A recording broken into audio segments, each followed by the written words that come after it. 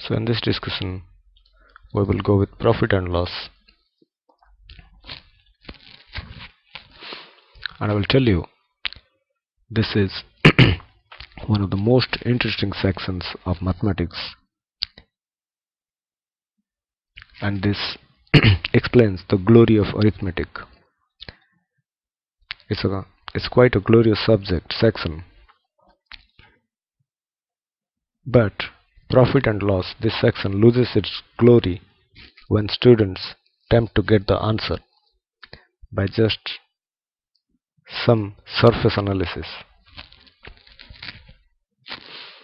and by the use of unrequired formulae. This section becomes burdensome. Otherwise, I'm telling you, it's that section which will give every satisfaction when you're doing the sums. This section is directly related to the percentage section.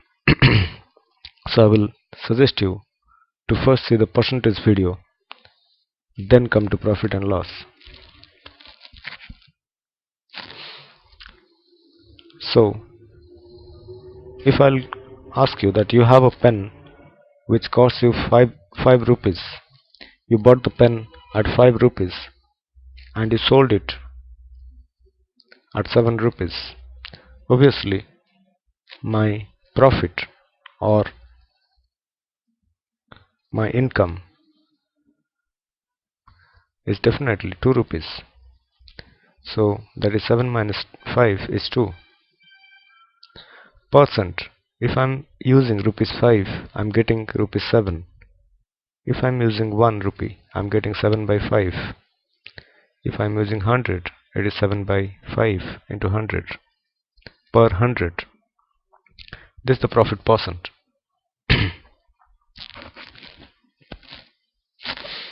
There is no confusion or ambiguity in this, because this is the normal way that we do our marketing. So it's basically that we are in a market while you're doing the sums, and we are doing the normal calculations what we do while we buy potatoes, tomatoes or something. So it's everything you can relate, like these are the chocolates. 5 chocolates cost you rupees 7. 1 chocolate will be 7 by 5. 100 chocolates will be 7 by 5 into 100. On the very same ground, we can relate everything as chocolate and rupees. This may be simply anything. This may be both rupee or whatever. It's basically x, y. Basically means x chocolates, y rupee. 1 chocolate, y by x rupee. 100 chocolates, it's y by x into 100. A man buys a toy for rupees 25 and sells it for rupees 30. Find his gain percent.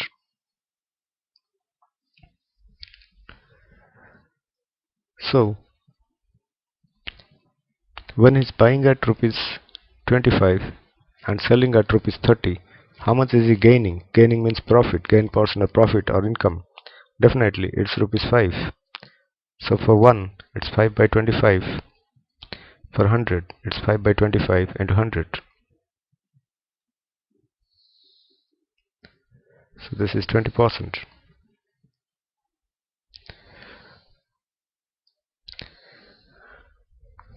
Directly, if I will try to do this, I can tell you that profit percent is always divided by CP, the cost price or the buying price, and this is you can make out as a difference. I'm not bothering any formula like SP minus CP is profit, even though it's obvious the selling price minus cost price is profit. So to make it easier, what you can do is just see the difference. 30 and 25, the difference is 5. It's divided always by the cost price or the original one, original price. So which is the original price? He bought it at 25, that's it. By 25 into 100 will give me the answer.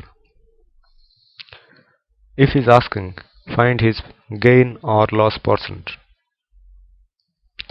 So it's obvious that once this is 25 and the other number is bigger than this, it's a profit. If the other number is smaller than this, let me say it's 18, then it's definitely a loss.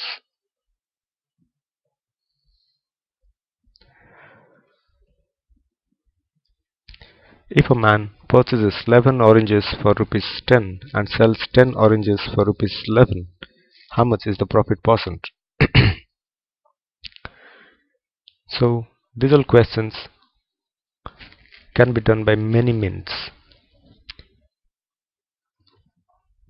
by the use of direct formula, like some shortcut 11 10 11 10 11 kind of thing, but I'm not bothering anything like that, because we are here to understand the fundamentals and apply the fundamentals. Once you're good at the fundamentals, you'll find that moving like this and moving by the fundamental approach, your fundamental approach is quite faster. If a man purchases 11 oranges for rupees 10, so one orange is how much? Is 10 by 11. So this is definitely the purchasing price or the buying price or the cost price. So first of all, I divided that 10 by 11, this is to be divided, and sells it 10 oranges for rupees 11. So the difference, he's asking me the profit, so what I will do is 11 by 10 minus, it was 10 by 11 into 100. You can make out that this is SP, this is CP, or in other words, I'm just making out the difference. So then just normally take the LCM. It will become 121 minus 100 by 10 into 11 by 10 into 11. So you can make out that the 11 and 11 are getting cancelled, as it's nothing but so much into 11 by 10. So that way also, you can do, but you can do this way also. So it's basically 11 by, this 10 is moving up, so this 11 by 100.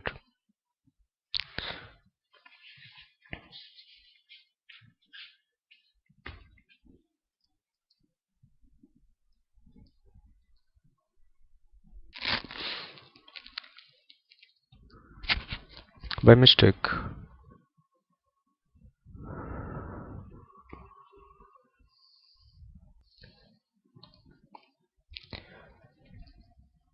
I wrote this as 11. So this is, I'm coming to that once again. 121 minus 100 is 21. You will get by 100, and there was another 100.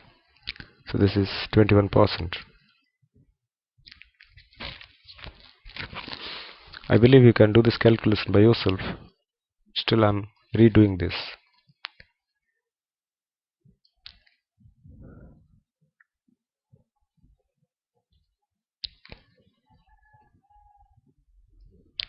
So it's 11 by 10 minus 10 by 11 divided by 10 by 11. So that's equal to, making on LCM and all, it's 121 minus 100 by 10 into 11 divided by 10 into 11, which is, this part is 21, so this is 21 by 10 into 11 by 10, and there was 100 into 100% still there.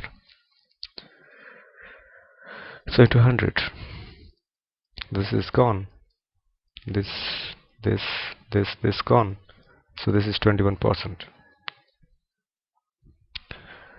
One thing you should mark here,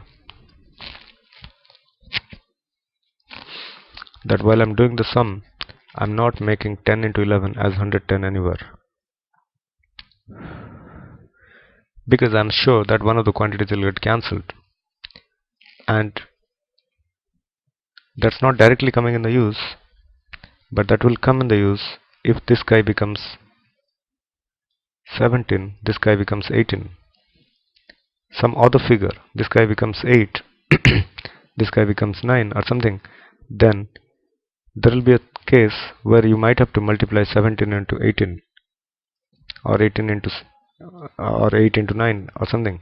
So in these calculations you will get rid of the things that you're not going to multiply 7 into 17 into 8 or 18 or 17 into 9, whatever sum it will come. Then finally you're dividing. So it's basically, you should follow the technique of cancellations. Always cancel so as to get the answer easily.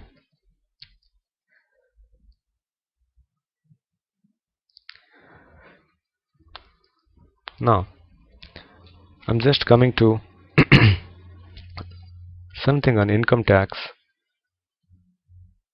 discount kind of thing,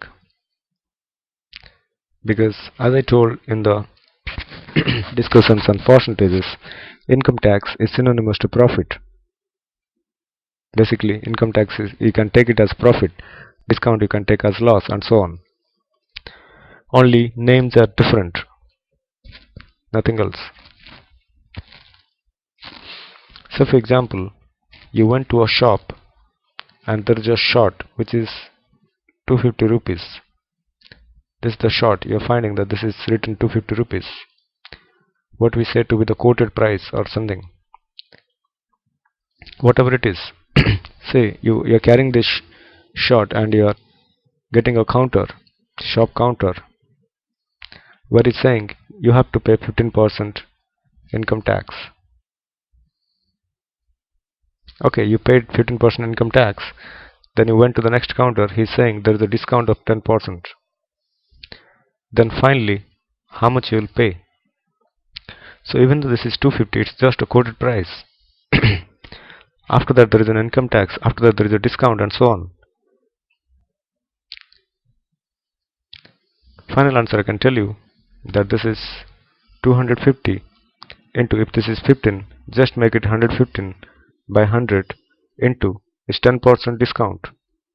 So make it 90, basically meaning 100 minus 10. So it's 90 by 100. This will give you the final price that we are paying. It's not only for these two, it can go on. Let me say if this is 20% profit, I mean income tax further, so we'll multiply this by 120 by 100. If there is further discounts of, let me say, 10% somewhere, then the next case it's 5% and so on. Do not worry, just multiply 90 by 100 into 95 by 100 and so on. So this is a universal process that we can follow, and this is nothing but successive increase or decrease portions. So when there is a successive increase or decrease portions, we can take like this, just normally multiply. That way what I'm saying is, if the quoted price is X, then the final price is X into 100 plus or minus of R by 100 into 100 plus or minus R by 100, and it simply goes on any number of times. It may be R1, it may be R2, it may be R3 and so on. So this plus sign will take when there is an increase or a profit. Minus sign will take when there is a decrease or a discount or a loss. That way you can make out the final answer quite easily, because most of the sums in this case we will be solving like this.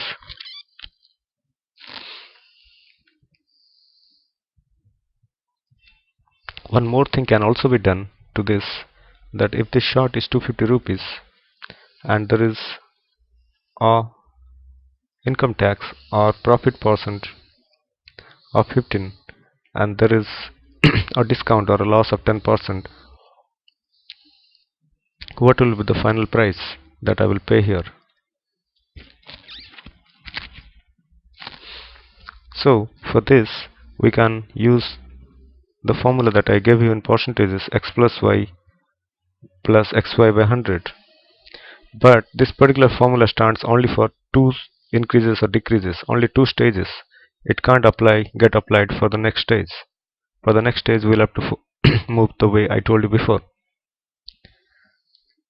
This is also true that we will get the net profit or loss percent. As I told, if this is 15, this is minus 10, it will be minus 15 into 10 by 100. I don't know the answer, I'm not bothered with that.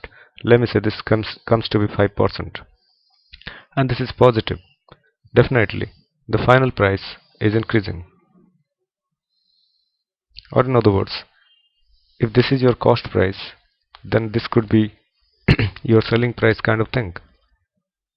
This could be your initial price. This could be your final price.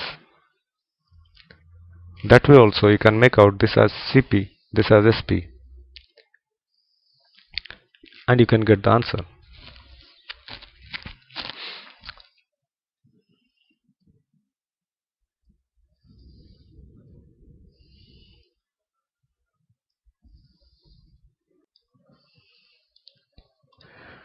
If a question is, a man buys a cycle for rupees 250, for how much he should sell so as to get 10%.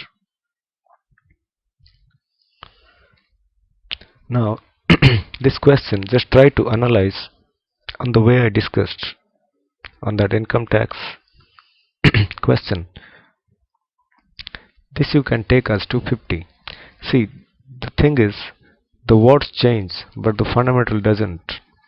It's basically increase decrease kind of thing, nothing else.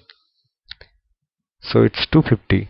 What I can make it as a cost price or the initial price or the original price. These are all synonymous. And after that you can make out that profit and loss is no way different than increase and decrease percent.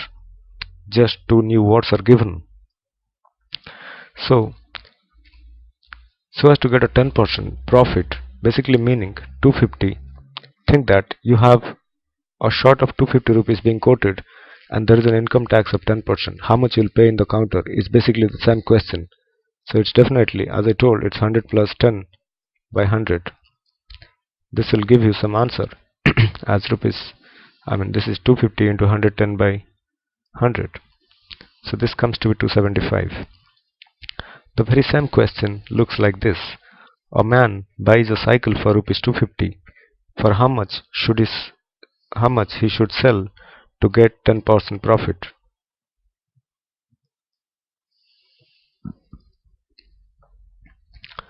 So you can also make it as CP and SP is asked. You can do that way, but I will suggest you not to follow anything like that. Try to understand this fundamental and you'll easily understand the whole stuff. Think that this is not a 10% profit, but it's just a loss. Nothing to worry.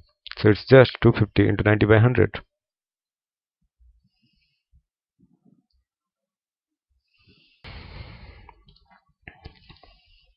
By selling an article for rupees 390, a shopkeeper gains 20%. Find his cost. Basically means find his cost price. Now, as I told, profit and loss is basically selling or buying of things, normal marketing. So I'm just revisiting the previous problem that I gave you. A man buys a cycle for rupees 250. For how much he should sell so as to get 10% profit. So the thing is, if I will make it everything in terms of a shopkeeper, see, this 250 is the quoted price. What I'm finding being written on the price, this is the original price. But whatever transactions are happening, that is the final price. So that way what happens is this quoted price, what I'm looking is actually the cost price of the shopkeeper. You can think of that way. It's clear enough. Whatever is written here, the shopkeeper hasn't done anything. He has just told that 250 rupees I have put on this cloth. I have made the cloth at 250 rupees, but I'm not going to sell you at that price. If it's a good season, like a Deepavali or Dasara or a Christmas, then I might give you a discount. Or if it is a normal period, I will give it something more. I will quote it at a higher price. In successive counters, I will be going on increasing the price. So whatever I am paying is definitely the selling price of the shopkeeper. So this question, if we'll just analyze on the shopkeeper's mindset, you can easily get that a man buys a cycle for rupees this is basically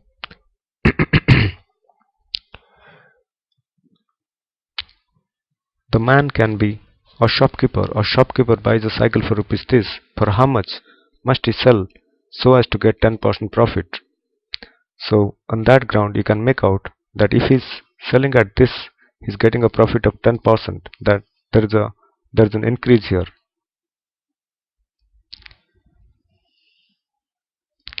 By selling an article for rupees 390, a shopkeeper gains 20%. So what he has done is, let me say, the initial price that the shopkeeper has written as is quoted as X, but is no way going to sell it at X. He will always sell it at a higher price to get a gain. So what he's doing is, when he's selling at 390, he's getting a gain of 20%, basically meaning somewhere here he's increasing by 20%. He has put a counter where it's increasing by 20%, basically meaning is 100 plus 20, which is 120. So X into 120 by 100 is what it is, 390. So X will be 390 into 100 by 120, which is rupees 325. So that way I'm trying to condense every question on the very same fundamental, that this is the short's price and it's increasing successively. It may be 100 plus or minus r by 100 and so on, the formula that I give. So every question I'm transforming on the very same ground, because that's quite a straightforward ground.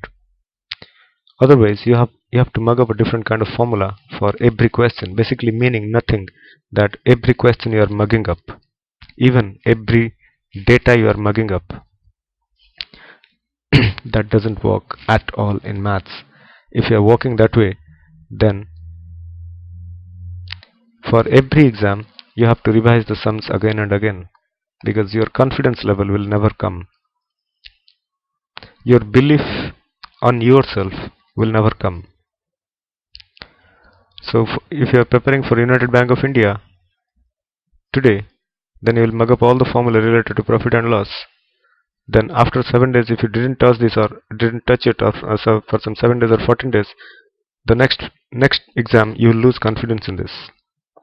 Or in other words, I mean, again you have to mug up those all formulae. But if you will understand this and you will give enough time, if you will give enough time to analyze the issue, because analysis takes some time, but once you are done with the analysis, you are done with that forever. You do not have to revise at all. This revision part will go off and automatically you will gain the confidence and belief in what you are doing.